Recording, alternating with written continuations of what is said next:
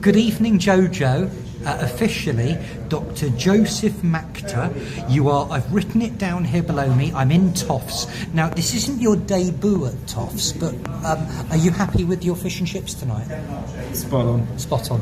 And by trade, I would say that you're a paediatrician, but you corrected me, in a rather pretentious manner, to say no, I'm a paediatric gastroenterologist. That's so right. It was a top 10, but a top 11. What does that mean to low IQ people like me? What does that actually mean? I'm a kid's tummy doctor. Right, I deal okay. with kids' guts. But your whole working life, though, you've worked with children. For the most part, yeah. Okay, and then when you're a doctor, and so top 12, not top 10 or 11, and you can decide to mend broken legs, help old people, help people with dementia, help people with cancer, what made you say, no, I want to save children? What pushed you in that direction? Kids have got a great bounce back ability. They've got a lot of grit, so they bounce back very well. They laugh at my jokes. They let me sing at them. And it makes the job all round more fun, and they don't smell as bad as old people. Oh my god, I can't say that. You just did. Right, anyway, top 10. What led you into becoming a doctor, Jojo? I wanted to, from a young age, really enjoyed people, and I enjoyed learning about the body. I wanted to do something that I felt would, really contribute positively to as many people as possible. All those years later, do you feel that has happened? We work in a constrained system, but for the most part we can get a good job done, and we can make parents and children happy and make them feel better, which is the main thing. Will you ever satisfy that urge of being able to help and protect others, or do you think it stays with you for life? I think every week is another set of children that you're seeing that you want to do better for. So there's no shortage of work to be done. I salute you. Right? What type of person inspires you, though?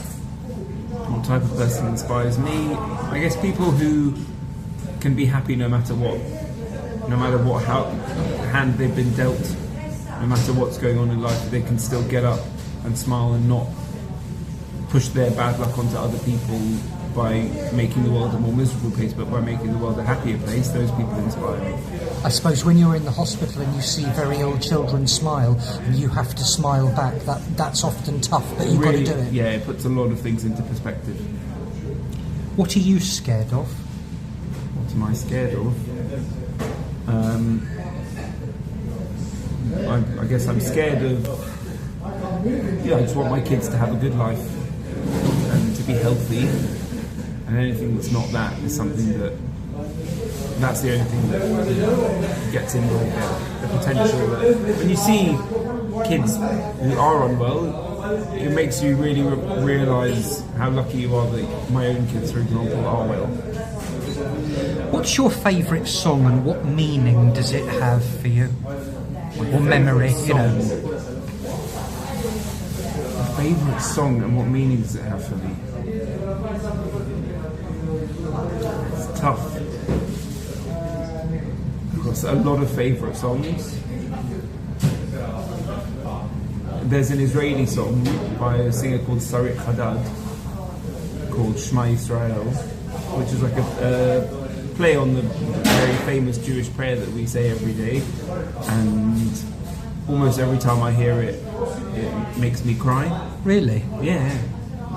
It's because it's a really beautiful cry out from the heart, asking for help. Basically. When you got married, I was at your wedding. It was a wonderful affair, and you sang a song. What did you sing? Was it a Sinatra song? I sang. Wasn't My Way. It was something like that. No, I sang. No, My Brown Eyed Girl. Was it? Brown Eyed Girl. I sang at the bar mitzvah a couple of years before. I sang You're Always a Woman to Me, and I also sang at one point. Stand By Me. Oh, wow. Well, I thought it was a Sinatra song. I don't know why. Now, You've worked in Australia and you loved it out there, but where would you still like to travel to and visit and really check out? I've never been to Africa. I really want to go check out Africa. Would you like to go and help children there, or as on a safari type thing? Both. One of my previous bosses and mentors has a charity where she goes and does field work out there, but also there's a very cool hotel called Giraffe Manor. I've heard of it. Yeah, it sounds cool. You see the videos, like you have breakfast and there's a giraffe poking their head through the window and you're like feeding the giraffe. I need to do that. That's on the bucket list at some point. You can make that happen. Yeah, it's very cool. Now, you work under immense pressure in the moment. Urgent things come about. You have to be ready and on your game. You cannot make a mistake. If you make one mistake, your whole career will be judged by it. How do you switch off from that level of pressure? Well, thankfully, I work in a team and we've developed a culture that when you're at work, and when you're not, you need to be there for your family or your friends, or do whatever the things you need to do to switch off. But what is that though? How do you? But you're saying that as if that's an easy thing. If somebody's just died in front of you, or you've just saved their life and they were in a car crash or whatever, like you can't just switch off. I'm sorry. So, thankfully, in my specialty, that doesn't happen too much, and maybe that's why I went into it, because it's easier to talk to children who have difficult to manage sometimes and debilitating gut disease, but the overwhelming number of them will survive, which is a great thing. So I take that, and that gives me some solace. And I guess it's difficult not to when you walk into the home and you're just surrounded by 3 energetic, happy kids. You have to leave everything else behind, because otherwise they're getting mardy, and you have to be with them and giving them attention. And they're a great leveler and a great paperweight. They keep me grounded and keep me down to earth. You live well. You've worked life out well. I'm lucky. You work hard, live hard, and love hard well. Thank you. Who is or was your life or work mentor, and what do you carry on from them? I guess separate ones in life and work, but in work, my mentor is Dr. Warren Hire, who's one of my colleagues who I got very, very lucky a long time ago, because I cold emailed him and he took me on board for a taster and showed me the ropes and showed me what the work was like, and has always been there, guiding from the side, teaching. And one of the things I carry on from him is that there's something that doctors say often, which is like when they have like a patient with a rare or random thing, which is doctors often say, "This is interesting, right? Well, this is an interesting patient, an interesting presentation," or something like that. And something he taught me when I was just a second-year doctor was, never forget that if it's interesting for you, it's not interesting for the patient. No. And I keep that in mind all the time, that what maybe Wednesday for us might be the worst day of someone's life, or the most challenging day of a parent's lives, and we always need to remember that even if it's interesting or not interesting, that might be routine for us.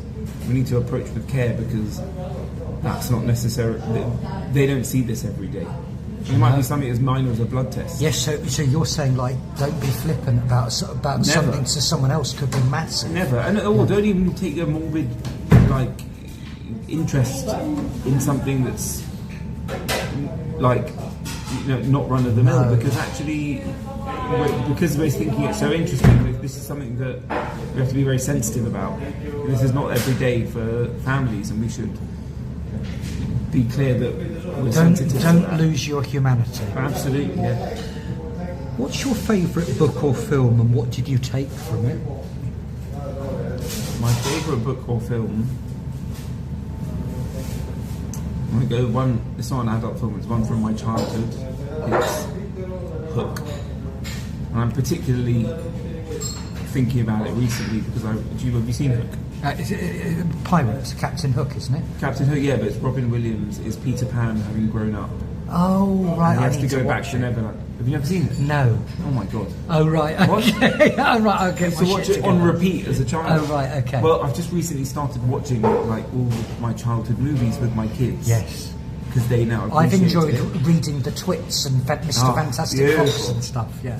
And Hook, I absolutely love, because firstly we can all still continue that spark of what we had as a child in us, like Peter Pan should have done, and it's an important lesson in what we talked about, which is being present for your kids, right? I'd like to carry that forward. Well, you do. Now, to finish off though, you take your work very seriously, and you take also being a parent very seriously. You've got 3 very, very healthy and happy children. What's your number one piece of parenting advice to somebody who's about to bring a little person into the world? And also, of course, being a doctor, like you deal with kids all day. So I guess when they're about to be born. Well, no, but as a parent, whatever.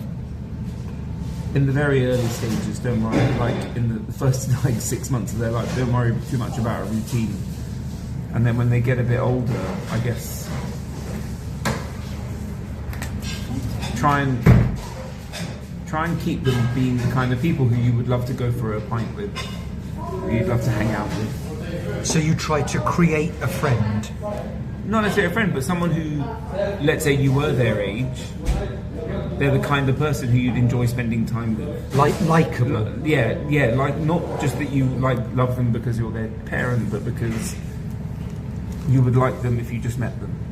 Do you find that when you're a doctor, you have to, especially with a child who finds it difficult to verbalise, you have to actually really compensate and not be scary and be somebody who a child is going to like and connect with? Is that part of that answer? Of course, 100%. I know.